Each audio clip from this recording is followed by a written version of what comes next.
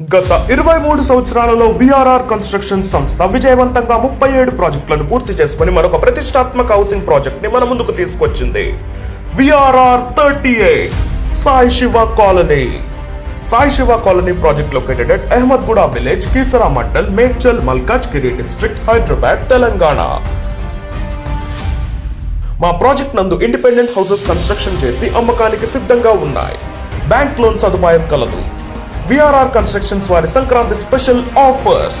మా housing project లో open plot actual price 44,999 రూపాయలు పర్ స్క్వేర్ యార్డ్.